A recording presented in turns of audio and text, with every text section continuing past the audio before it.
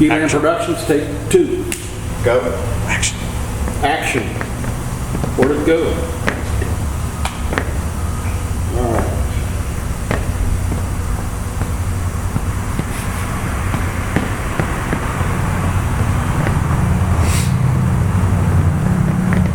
So you're Walking Dead fans? Yeah. There's nothing wrong with that. And did we get that you guys dressed up? Was that? Yes, that was the very one. So,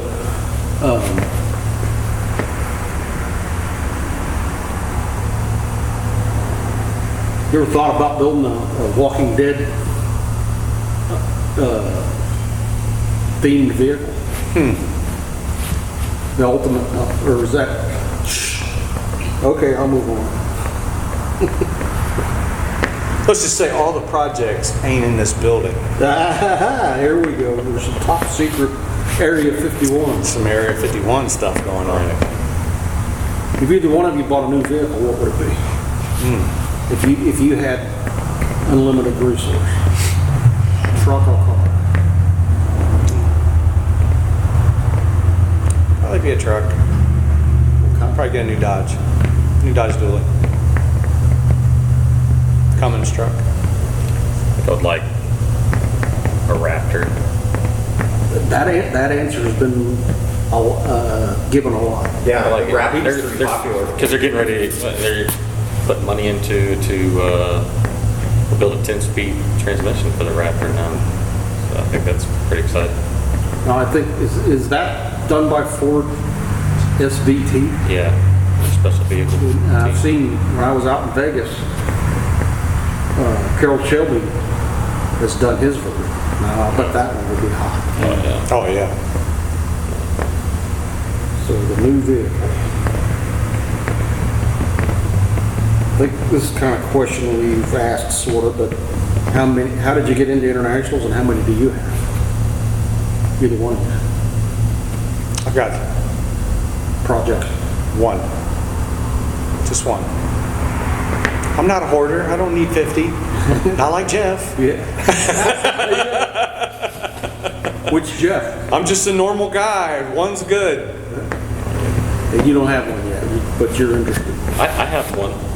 Oh, that's right. You got a cabin frame.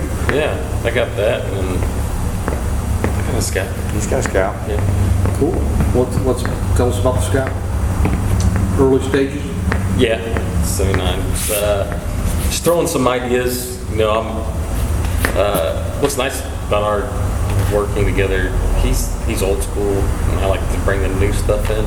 Really? So this is a yin and yang type operation? Oh, I think it meshes really good because, I mean, you can't ever go wrong with old school, you know, engineering and stuff. I mean, obviously, because it's still around. I mean, and nostalgia is coming back, but trying to incorporate new school stuff is always there, you know, to try to broaden, you know, this dynamic of interest, you know, for people. So I mean, that's what I'm working with mine. I want to do all new school on it with an older vehicle. So you know, I'll play around with that. Powertrain, Chevrolet, LS? I think I'm gonna go diesel. I just don't know which platform I want to go yet. I might go, you know, Power Stroke or Duramax, so I can fit it in. But I don't know. We'll see. So I know he's your boss, but when we have these philosophy talks about This is old school, new school, This is a who partnership on that. We work Really? it out. We just work it out. There's no. wins? Nobody wins. No. Or We just hash it out. the best idea, the most sound idea usually prevails, or how does that work? We can usually what's good with our heads work really good together. We can build something in our heads before we even lay it out. Oh yeah. I mean, we can build it in our heads before we lay it on paper, or even the fabrication table. You know, before we start on it, we can see what could, you know, be in the way of something moving or something like that. What could cause an issue? You know, troubleshooting and stuff like that. And I mean, we just throw stuff out. I mean, we just go back and forth, you know, and then you got it. somewhere in the middle is Yeah. what it ought to be. Correct. So, So old school, new thought yeah, is a good, yeah. It is yeah. good. Yeah. happy medium. Interesting. Yeah. He's the knowledge. I think I know what I'm going to do. You think? Are you working on anything personal? We know what you're working on with Scout. You got a project, but you don't want to talk about it. I got a project that I've been working on for a while that I've kept pretty tight under wraps, so it'll come out sooner or later. Probably more sooner than later. Pretty interesting. Yeah. Oh, yeah. It's like no other Scout you've seen before. That's what we need to hear. Yeah. What inspires you? What inspires me? I've got a pretty mechanical brain, and I get inspiration from everything. I know that sounds weird, but I get inspiration from watching a dog run. You know, it doesn't matter. I get inspired by all kinds of stuff. I can sit in a tree stand and be hunting and build 4 or 5 trucks in one morning. You In your know? head. Yeah. So I mean, I get inspiration from a lot of different places. As far as what motivates me to build the things that I do is just passion for the mechanics of it all.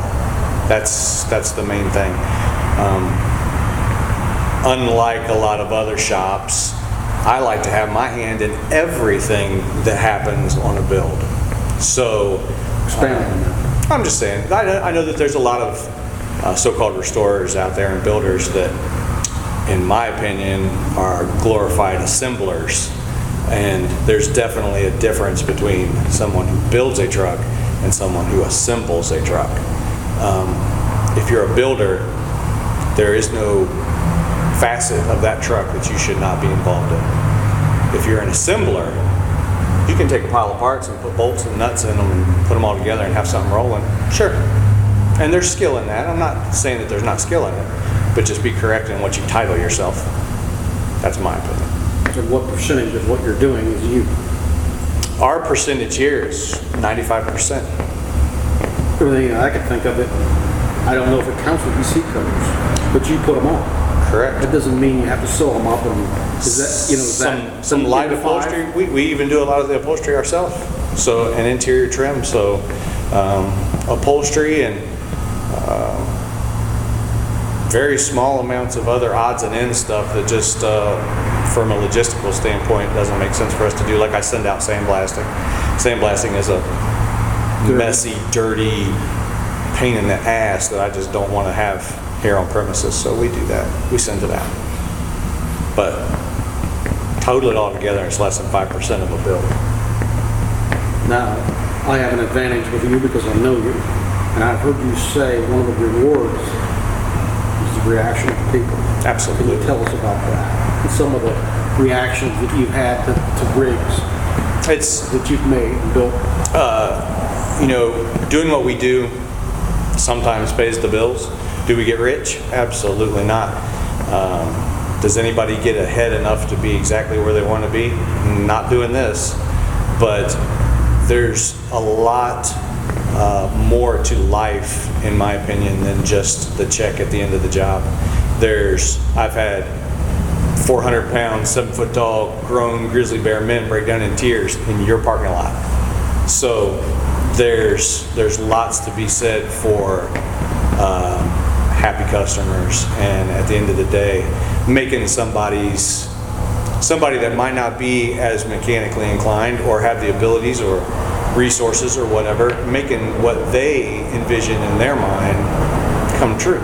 You know, Yeah. we take it to them, and they're like, "Holy crap! You know, this is what I wanted it to be. This is exactly like it used to be when my grandfather owned it, you know, or whatever." And to see that emotion in people's face and then break down in literally, I mean, we've had people break right into tears and cry, and there's no amount of money for that. Yeah, we turn customers into friends. Oh yeah. I mean, time again. Oh, absolutely. Yeah. Oh yeah. And then there's tragedy.